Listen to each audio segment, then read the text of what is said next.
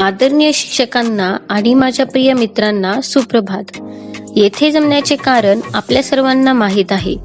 शिक्षक दिन साजरा करण्यासाठी आणि आपले आणि राष्ट्राचे भविष्य घडवण्यासाठी शिक्षकांनी केलेल्या कठोर प्रयत्नांना धन्यवाद आणि आभार देण्यासाठी आपण आज येथे जमलो आहोत.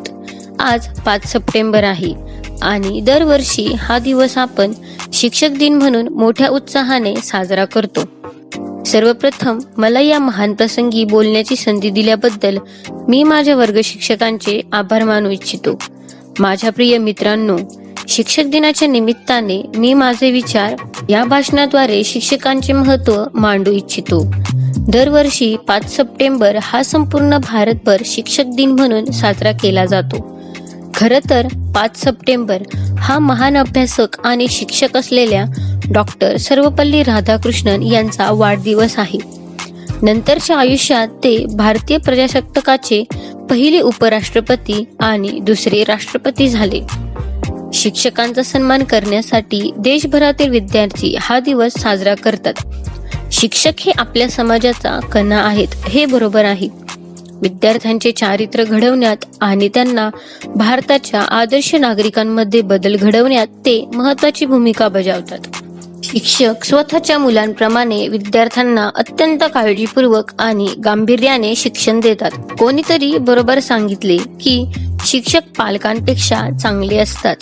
पालक मुलाला जन्म देतात तर शिक्षक त्याच्या चारित्र्याला आकार देतात आणि उज्ज्वल भविष्य घडवतात. म्हणून आपण त्यांना कधीही विसरू नये आणि त्यांच्याकडे दुर्लक्ष करू नये. आपण त्यांचा नेहमी आदर केला पाहिजे आणि त्यांच्यावर प्रेम केले पाहिजे. आपले पालक आपल्याला प्रेम आणि गुण देण्यास जबाबदार आहेत. तथापि आपले शिक्षक संपूर्ण भविष्य उज्ज्वल आणि यशस्वी करण्यासाठी जबाबदार आहेत. ते आपल्या सततच्या प्रयत्नांद्वारे आपल्या जीवनात शिक्षणाचे महत्त्व आम्हाला जागृत करतात. ते आमचे प्रेरणास्रोत आहेत जे आम्हाला पुढे जाण्यासाठी आणि यश मिळवण्यासाठी प्रेरित करतात. जगभरातील महान व्यक्तिमत्वांची उदाहरणे देऊन तो आपल्याला शिक्षणाकडे प्रोत्साहित करतो.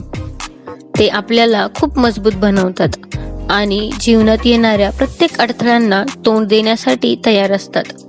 माझ्या प्रिय मित्रांनो, आपण सर्वांनी मिळून आपल्या शिक्षकांच्या स्मरणार्थ असे म्हणूया की आमच्या आदरणीय शिक्षकांनो, तुम्ही आमच्यासाठी जे काही केले त्याबद्दल आम्ही तुमचे नेहमी ऋणी राहू.